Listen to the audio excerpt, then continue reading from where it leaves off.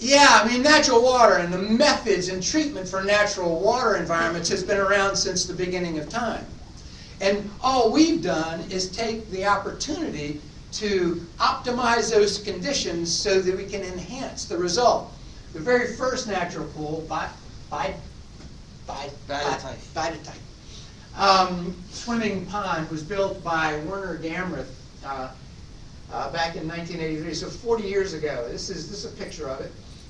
It is a type 1 pool, according to NSP standards, meaning there is no mechanical, technical movement, circulation of the water. It is entirely built using limnology principles that include depth, size, surface area, and the passive circulation of the water is slow, and because the water movement is slow, plants can flourish as they absorb the nutrients.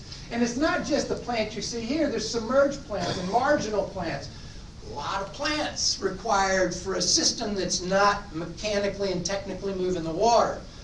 So as NSPs, natural swimming pools and ponds, evolved, technology became employed, movement of water. We can manage the flow of water. In fact, in Europe we refer to the pond designs, like you're seeing here, slow flow filters, because it defines a flow rate necessary in order for those to succeed. In nature, ponds are very passive circulation environments.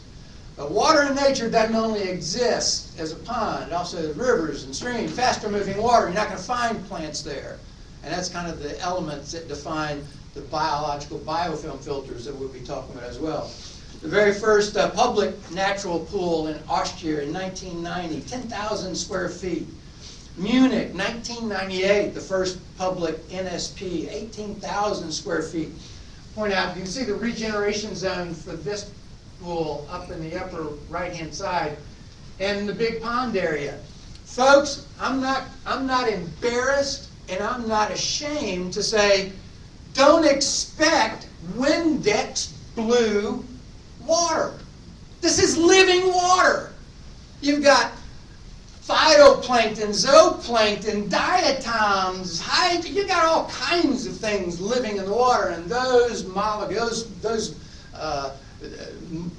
miniature microbes cause the water to have a hue or a tint. It's not unusual. You should expect clear water. According to the safety standards of the industry, you should be able to see 3 meters unobstructed on that visual disc. I'm sure you've all seen that your health department throws in the bottom of your pool to make sure water clarity is fine. We expect that in a natural pool. Now, the first public pool in the U.S. we were involved with back in 2016. Actually, the process began 4 years earlier. Now, if you're not aware, public pools require different standards for construction than a private pool does, right? There's Model Aquatic Health Code, there's the PHTA Alliance and the ICC, those standards related to the guidelines for chemical or a chemically treated public pool. So in order to get a natural public pool, it did in this situation require an act of Congress. They actually changed law in Minnesota to allow biological filtration in this pool. It is 16,000 or 22,000 square feet of surface area and over 16,000 square feet of regeneration zone. I've got a better slide of that a little bit later, showing some of the construction techniques that I'll show later this afternoon. But this pool is unique in the United States, and it's become a focal point, a real source of pride for the folks in Minneapolis. Well, now, we're not alone.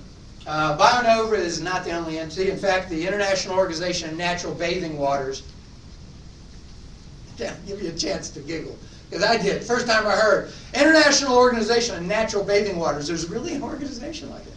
It is the international assembly of folks from all over the world. And for the past 4 years, 5 years, we've traveled to Europe and let's say in Vienna, Warsaw, Frankfurt, Brussels.